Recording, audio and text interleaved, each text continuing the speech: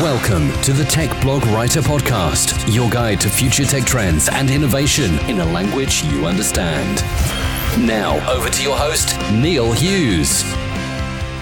Welcome back to the Tech Blog Writer Podcast. Now today, I want you all to have your thinking caps on as we tackle an incredibly meaty and complex subject. And the result is a slightly longer episode than usual, but I promise you it will be worth it. Because the inspiration behind today's interview came after I found myself pondering how two big tech talking points are actually conflicting with each other. And I'm talking about GDPR versus blockchain. In one corner, we have GDPR, and essentially, GDPR empowers citizens to delete their personal data at any point. And this is something that is completely at odds with the immutability of blockchain.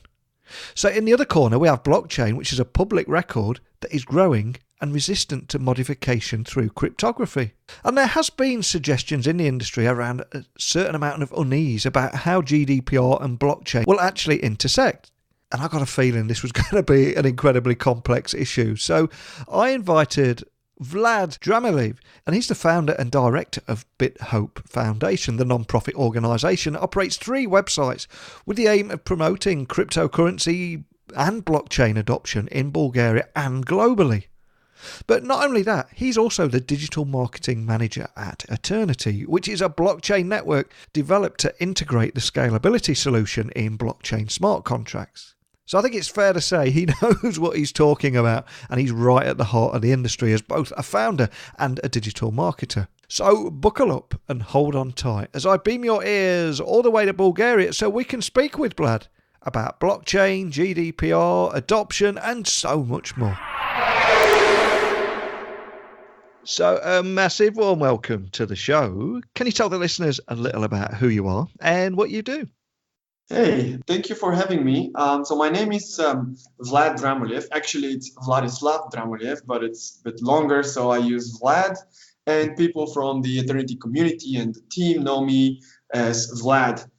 So what do I do in Eternity? I have been with the project since the very start, in the end of 2016.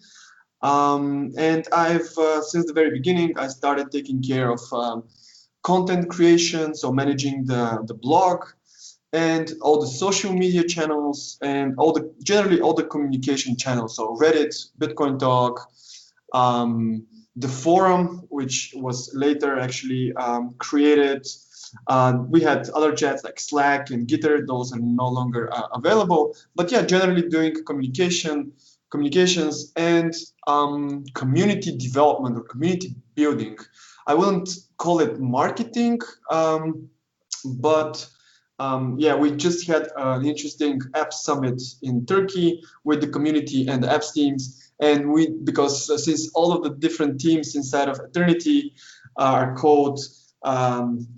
related to development, we decided to call ourselves community developers. So what I'm doing is I'm a part of the community developers. We have a small team of community managers, and I am communicating with them on a daily basis. We are, you can say, the ears and eyes of Eternity when it comes to the digital space and outside of it. And for people, I was going to say, for people tuning in that are unfamiliar with the blockchain or the crypto space, I think it's just important to point out that Eternity is a blockchain network developed to integrate the scalability solution in blockchain smart contracts. And it's actually its unique blockchain solution that helps solve a whole bunch of problems. But as the founder of Eternity, can you just set the scene a little and tell me about the story behind the company and the problems that you set out to solve with blockchain right from the very beginning? Sure. So Eternity, you can call it the brainchild of Yanislav Malachov, who is the founder of Eternity.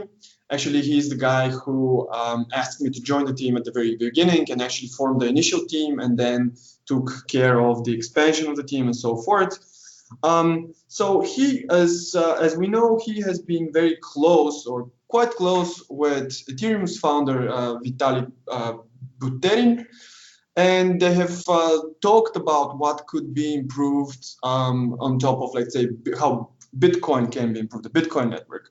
And they have thought about these ideas about a world computer and how you can create these things called smart contracts on top of a blockchain platform and so forth and so on. So they have did some brainstorming, I guess, together in chats, in person. And at one point, Vitalik starts Ethereum, and then Yanislav decides or thinks that maybe this was not the best way to do it because of scalability issues, and the fact that you cannot have all of the information, all of the execution of smart contracts, all the transactions on chain. And he decided to launch Eternity and to provide an alternative vision for a scalable, really scalable blockchain platform that could be used by millions, even billions of people worldwide.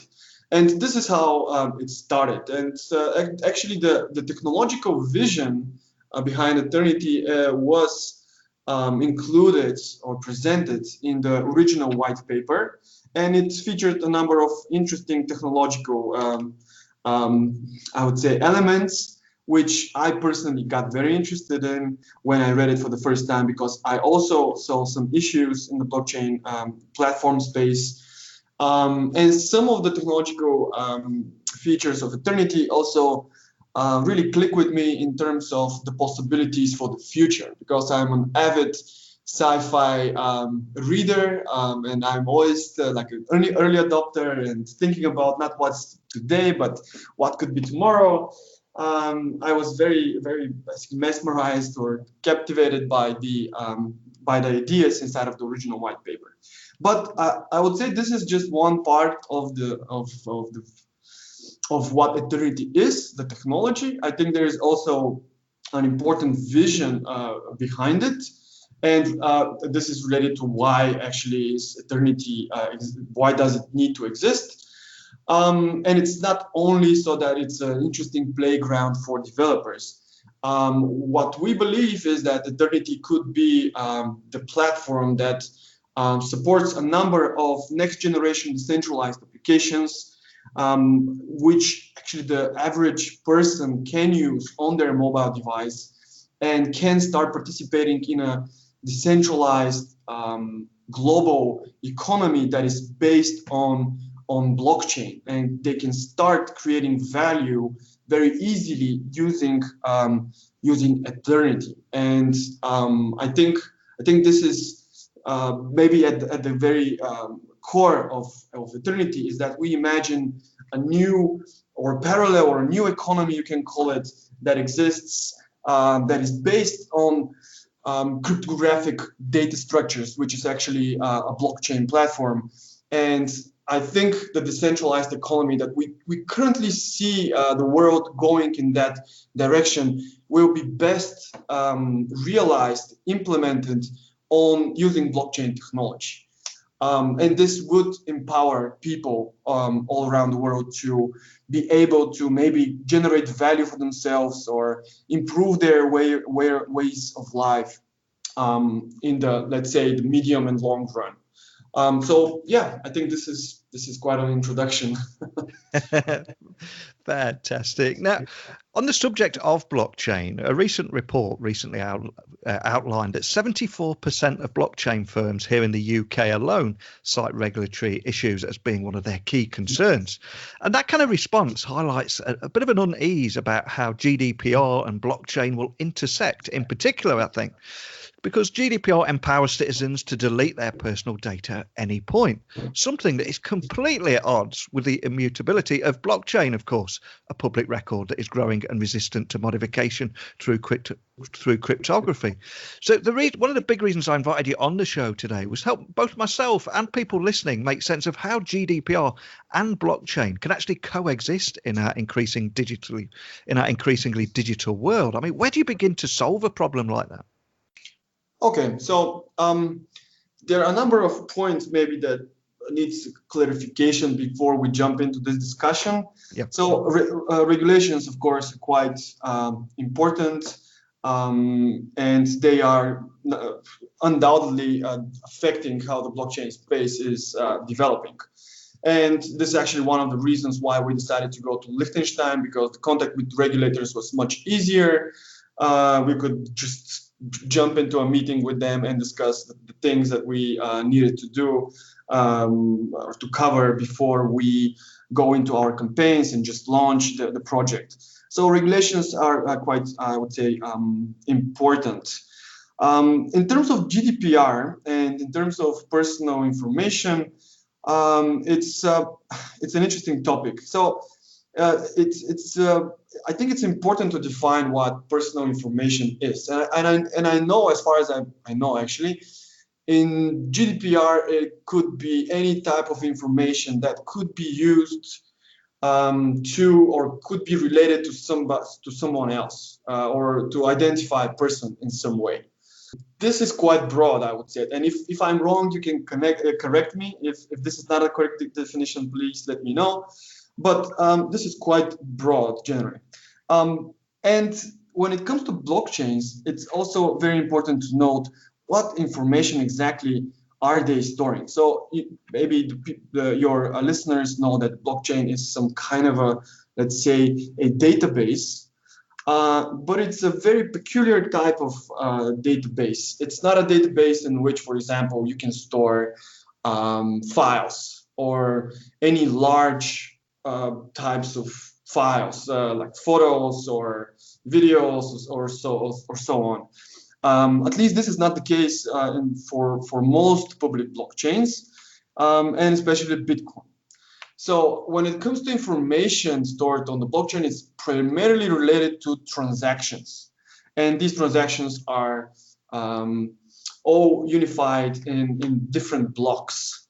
So what can happen, and most probably happens, is that, for example, I do a transaction on the Bitcoin blockchain, and I need to use a specific address, and then somebody somehow finds out that this address is mine, and they can follow up on, they can see what transactions I have created.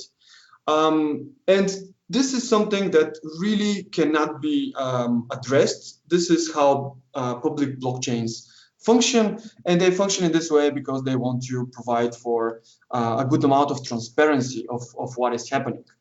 And this is also a reason why criminals or any kinds of people like that shouldn't be using a blockchain, despite what you read in the news that they're using it or using it for different stuff. Because basically, if you can identify a person through their public address, you can try to figure out which other persons he's sending this to. And this is some kind of a personal information, and I'm pretty sure that this is problem for GDPR. The question here is what can the regulators do in this case? Because let's say the Bitcoin blockchain is a completely decentralized system. So if I run a Bitcoin node, I will have all of this information, all of the information related to blocks with me. So I have a copy of every transaction that has ever happened in the blockchain since its start in 2009 up to the very latest block. So what could the regulators do is, again, up to them to decide. But I think it's very hard to regulate because there are thousands of copies all around the world related to this. And you don't even have to have a full Bitcoin or whatever node at home. You can just use another node run by somebody else. And of course, these nodes could be running through, let's say, a Tor network or any other type of like more secure ways, like a more secure system that can mask the originator of the information. So I think it would be very hard for a regulator to actually, do something in this respect. And this is, as I said, at the very core of public blockchain platforms. So this is, I think, one side of the things. There is a different side that I have actually noticed this, I think a couple of months ago. Somebody was mentioned that it's possible to add photos to the Bitcoin blockchain, let's say. And once you add them there, they're forever there. So when you see this as a title, I would call it some kind of a clickbait title. People are, oh wow, this is interesting. This shouldn't be like that, but it should be clarified what exactly you need to do in order to add a photo. So in each block in the Bitcoin blockchain, I'm primarily talking about the Bitcoin blockchain since it's the most popular one. And to be honest, I'm not sure exactly what is the case of Ethereum, for example. But let's say the Bitcoin blockchain, you have these blocks, they have transactions inside, and they're more or less about with SegWit added, they could go to 3 megabytes something. So this space cannot be used for photos. This is only for transactions. There is an additional little space that you can use to add any other type of information you would like to. But as far as I know, so this is like something in addition to the block, as far as I know, it's about 4 bytes. And 4 bytes is an extremely small amount of disk space, let's call it, or information. So if you want to, for example, add a 10 kilobyte photo, which is not a large photo, it's a normal size photo. If it's 100 kilobytes, sorry, if it's 100 kilobytes, that means that you will need a huge amount of a huge amount of blocks in which you are adding a small part of this photo. I think it's about 600,000 blocks. I'm not sure exactly what the number is, but it's a very, very large amount of blocks in which you basically need to take the photo, divide it into these little small pieces, like 100,000 pieces, let's say, and then add a little piece to each block. And this is not something that anyone can do. This is only reserved for the miners. So only the miners are able to add this additional information while they're building the block. So it could not be a photo. It could be something else. It could be, I don't know, an ID, let's say, or something else. But it's very hard to add some meaningful information to the blockchain, especially if it's large.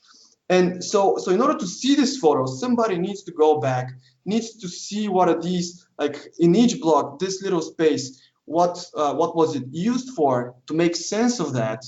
Like, for example, to find out that this is piece number 65,000 out of 100 related to the photo, and then find the other pieces, because it's not certain that you will be able, like a single miner will be mining each consecutive block. So you can imagine that one miner will mine this one, add a little piece, but then 3 other miners will be finding the next blocks, and then again our miner will be able to find one. So it will be spread around a huge amount of blocks, and then somebody needs to develop the software to kind of look for this information, make sense of it, combine it, find, and finally maybe somehow see the photo.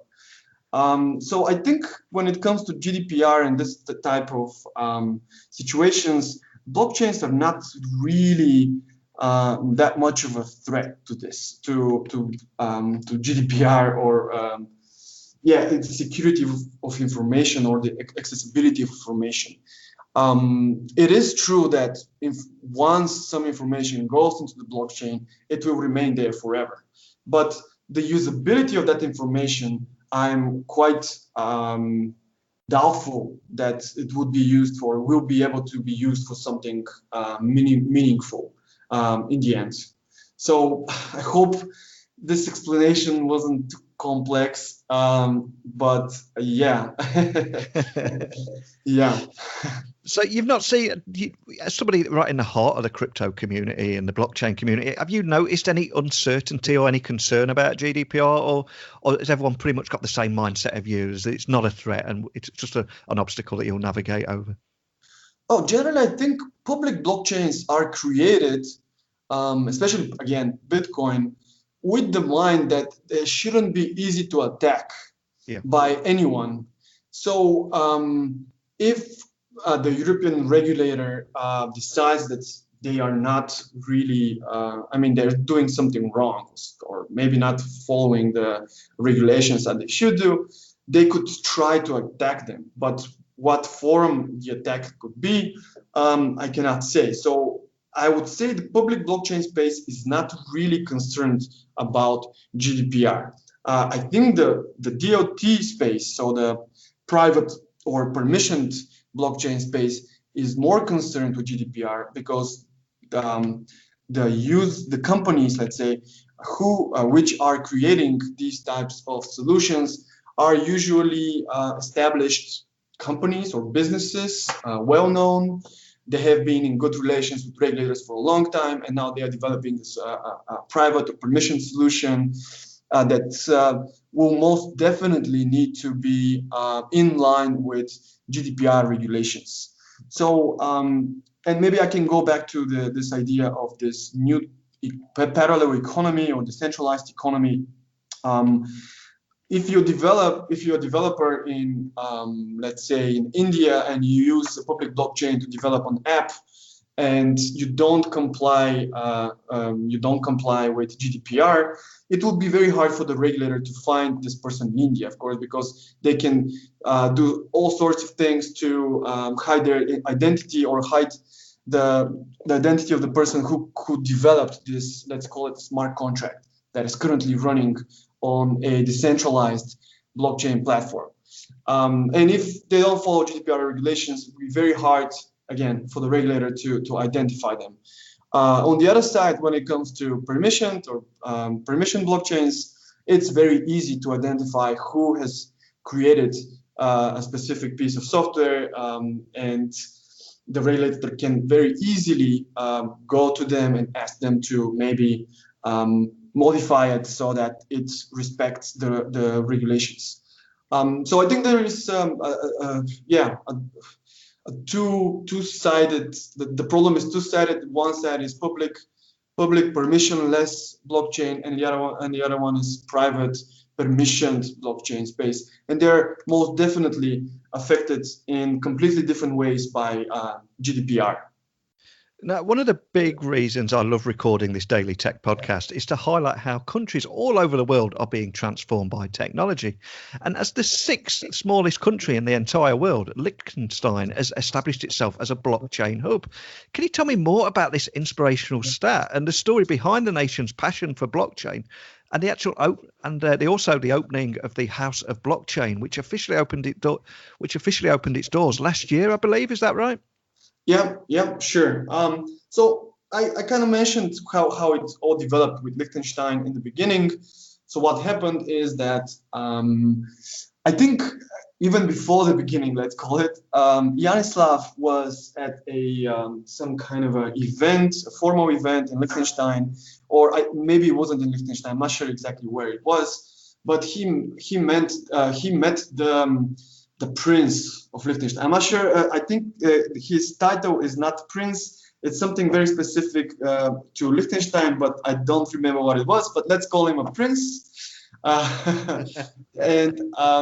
So they met, and Yanislav mentioned about blockchain and explained the technology, maybe not too technically, but maybe expressed his ideas about Eternity, and that it's a very promising technology in general, and the Liechtenstein could should get interested in that. And after that, we started communicating with the regulators, of course, with anyone who was needed to be involved in Liechtenstein. And you know, Liechtenstein is 37,000 people. It's the whole country. So it's quite easy to reach anyone at any time, more or less. And this is how we decided to work with them, because they seemed very open, and they were very quick to find solutions to some, let's say, problems on the way that larger countries were much slower to identify. Or find a solution to a specific problem, or to announce some kind of a formal opinion on how, for example, a blockchain project can organize a token distribution event or whatever. In Liechtenstein, regulators were quite quick. And from there on, actually, what happened is that they maybe saw the potential of the technology and decided to develop this know-how or these provisions that were communicated with us, because Aeternity actually was one of the first, maybe the first blockchain project in the country. And they decided to develop these and to formalize them in the Liechtenstein Blockchain Act.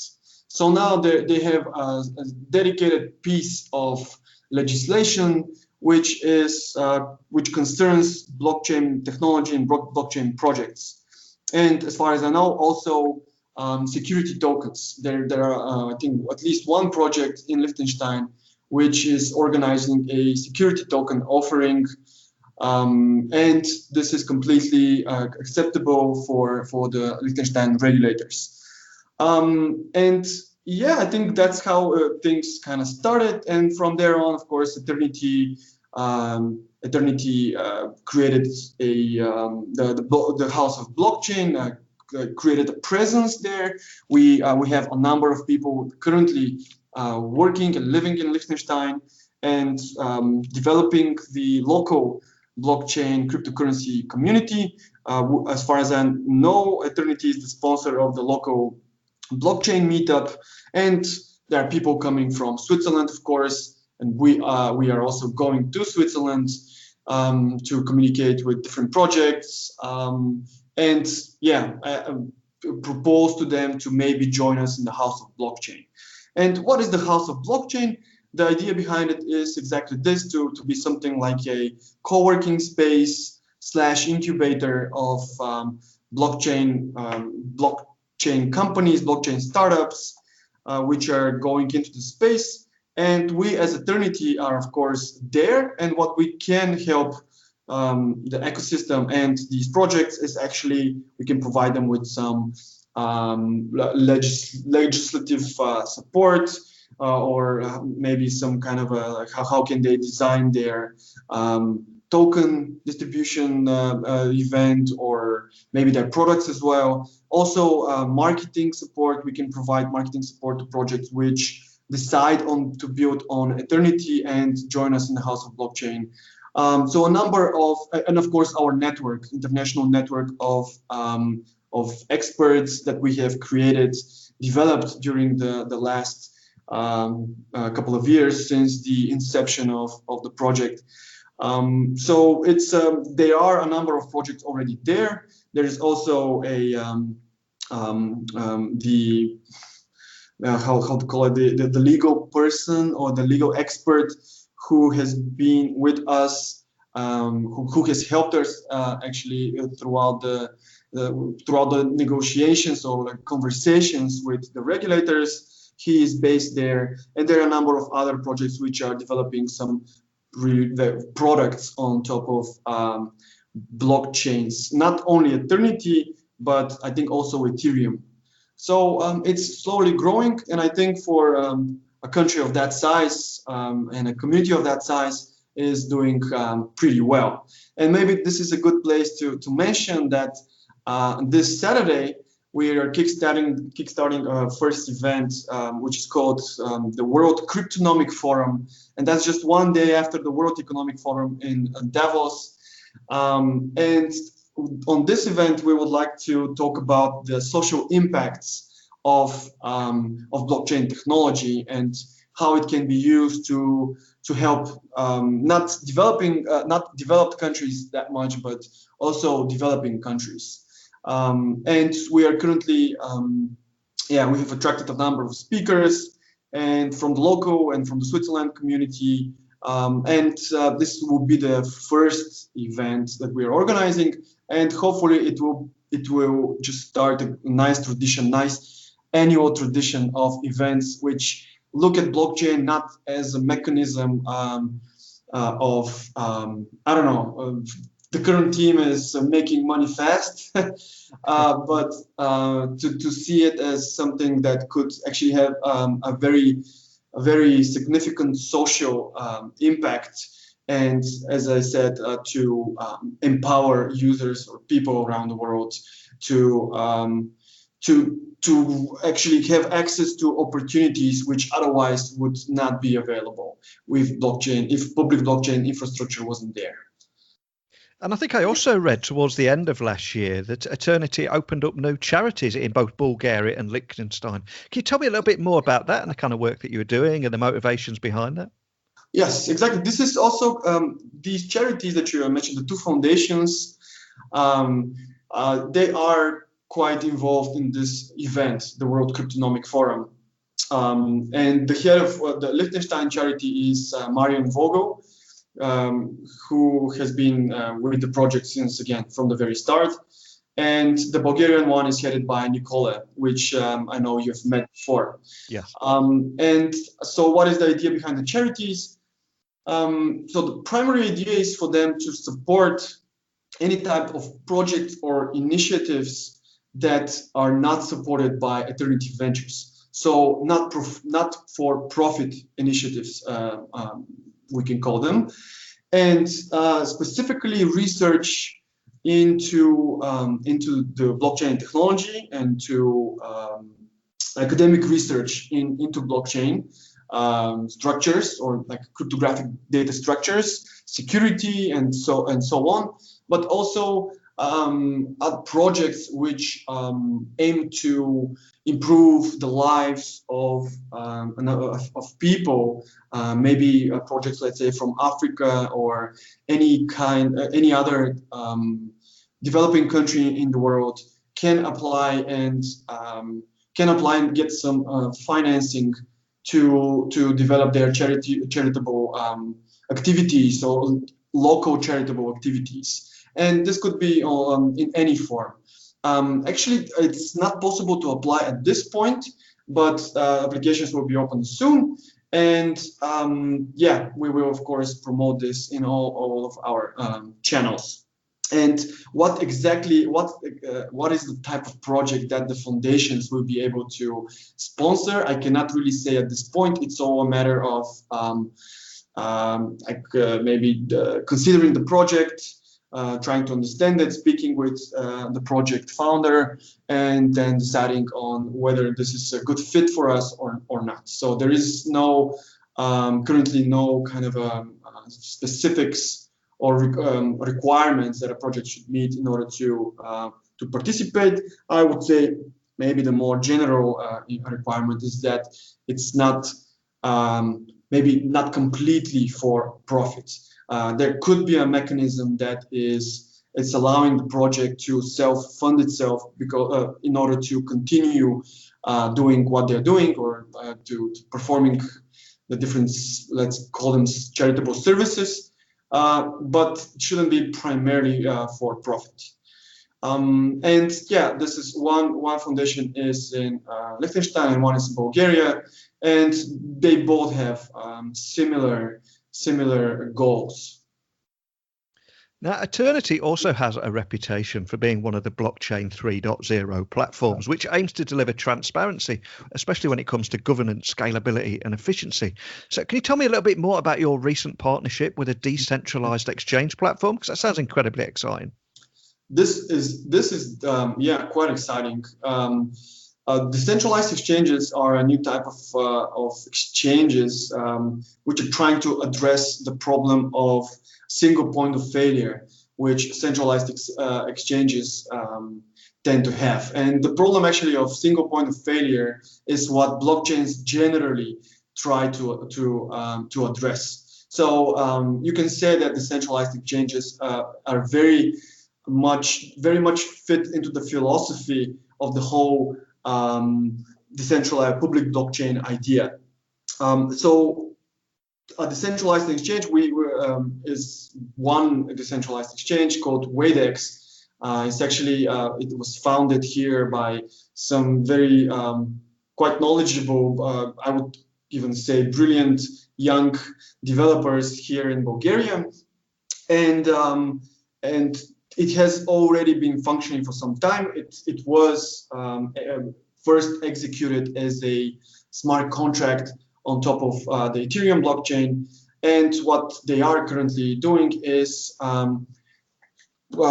transferring the contract from the Ethereum Solidity language to our to Eternity's own smart contract language, which is a functional language called Sophia. And what I really want to see from the decentralized exchange is an app which allows users from their mobile devices, let's say, to get AE tokens for any other type, or at least a few other types of cryptocurrencies in a very secure way, and not trusting like a third party. And this is interesting about the decentralized exchanges. Well, I mean, the ones that are executed in the right way, of course, is that even if, for example, the founders stop, or this should be the primary actually goal. Even if the founders stop supporting the exchange, it should continue to function even without them. So it's just you can just imagine it as a program running on a public blockchain infrastructure, in this case Eternity, and then if it's working as it should be, there is no need to do anything for anyone, and it doesn't need to do anything. Of course, the community, since everything is open source, the community can improve it on their own. But even without the founders, it can continue to work. And the founders of this decentralized exchange, they don't have access to, this is very important, to the funds that are being exchanged on the decentralized exchange. So how I imagine it, I imagine a little app which is part of the Eternity ecosystem, and that the user can open on their mobile phone, send some Bitcoins or Ethers or anything else to it, and then get some AE tokens for that. And this basically happening not currently as it happens in a centralized exchange, but maybe using some cutting edge tech like atomic swaps. And this will be really I think this should be the end goal for any decentralized exchange, to enable very seamless switching between currencies. But of course, for this, there is like a volume requirement and and a number of other considerations.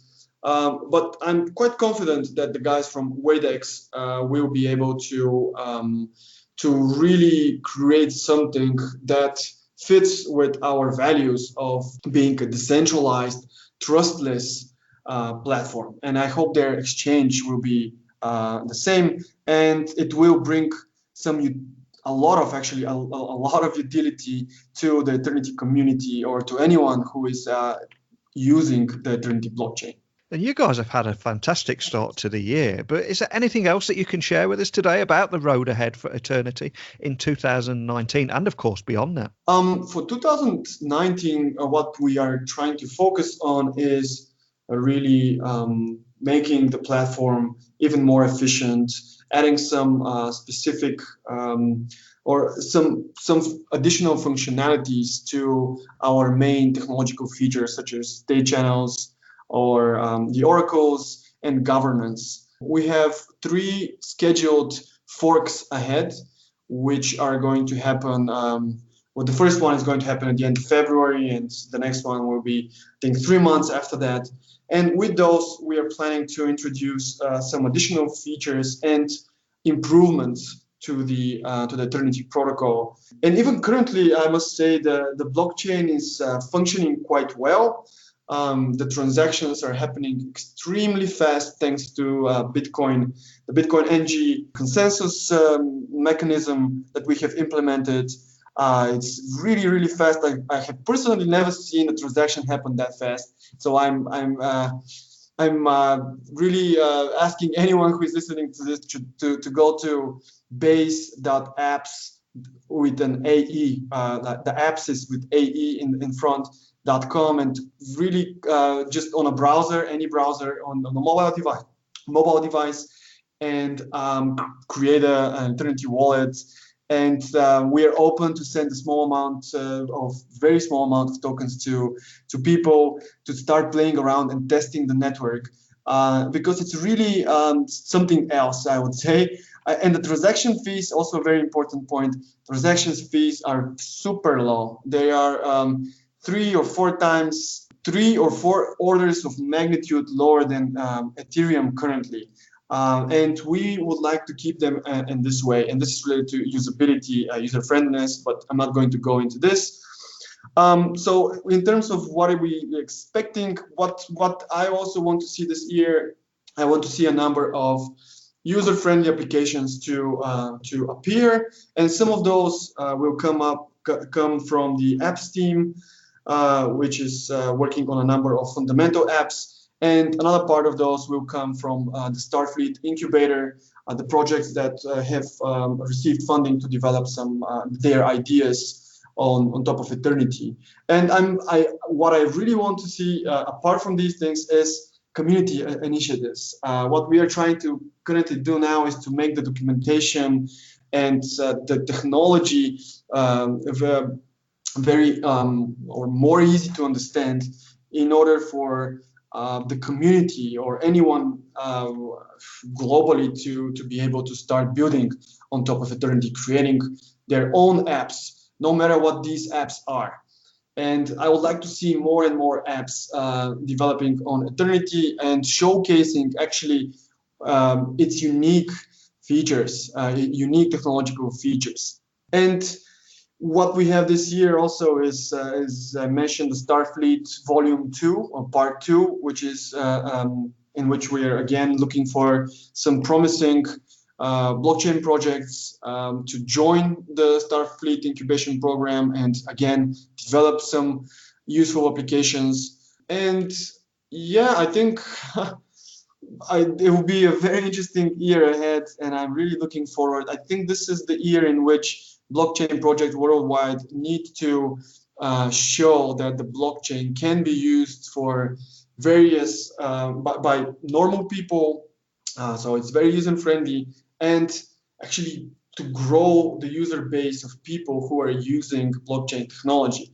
And how I see it could happen is by incentivizing them to join this decentralized economy, which is much different than, for example, the ones that are currently centralized, or the services that are currently decentralized. Maybe if we take the example of a social media, a decentralized social media could look very differently and does not, for example, require users to upload content or anything else to the network, and thus increase its value to the shareholders of Facebook, but actually get something back which is more tangible. And I see this could be tokens.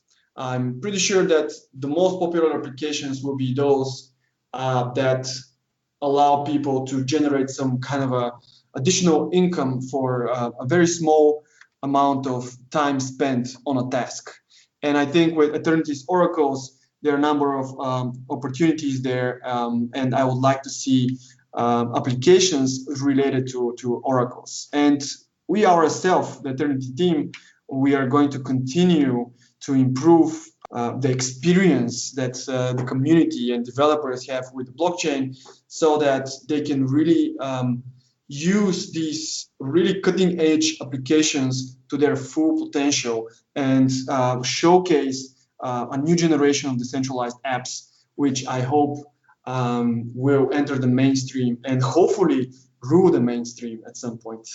Now, I'm conscious we've covered a lot of ground today and a lot of different topics. So if there is anybody listening that wants to find out more about what you're doing, more about the event coming up after Davos, and also maybe just reach out and contact a member of your team if they've got any questions, what's the best way of finding that information?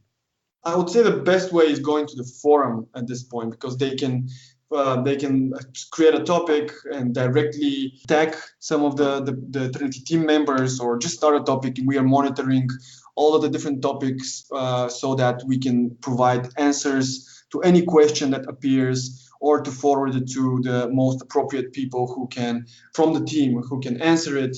I would say the forum, but of course also Twitter is an option. We have a Reddit channel, Bitcoin Talk. We are constantly on these channels, So if anyone wants to get in touch, these are just go to eternity.com and see the whole variety of channels. Select one and let's start a conversation. Fantastic. And like I said earlier in the show, one of the reasons I love recording this podcast is to highlight how countries all over the world are being transformed by technology. And it's the sixth smallest country in the world, and Liechtenstein establishing itself as a blockchain hub. And the House of Blockchain, I mean, that is incredibly cool on its own. But I think the industry does have a bit of an image problem at the minute, and a lot of projects were built on future promises. But I do, like you said, I agree. This year we're going to start seeing the first fruits of all those investments, and this is where the real exciting things happen. And you're right at the heart of that. But more than anything, just a big thank you for coming on and joining me today. Thank you very much for having me, and I'm looking forward to doing this again on any topic. Wow, Vlad really opened up my eyes to the complexities of the industry and also how technology is transforming our world, and love what he's doing and indeed what Aeternity are doing too. And I now feel compelled, of course, to check the House of Blockchain in Liechtenstein off my travel bucket list too. There's an Instagram moment just waiting to happen. Speaking of which, remember, you can email me, techblogwriter@outlook.com. Twitter and Instagram is both just @NeilC.Hughes. I'm easy to find, but I would love to know your thoughts about the conversation and the conflict between blockchain and GDPR.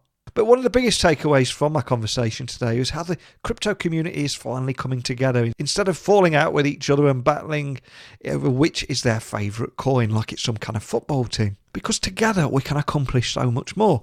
But before I get too cheesy, I'm afraid it's time for me to go. So a big thank you for listening, and until next time, don't be a stranger. Thanks for listening to the Tech Blog Writer Podcast. Until next time, remember, technology is best when it brings people together.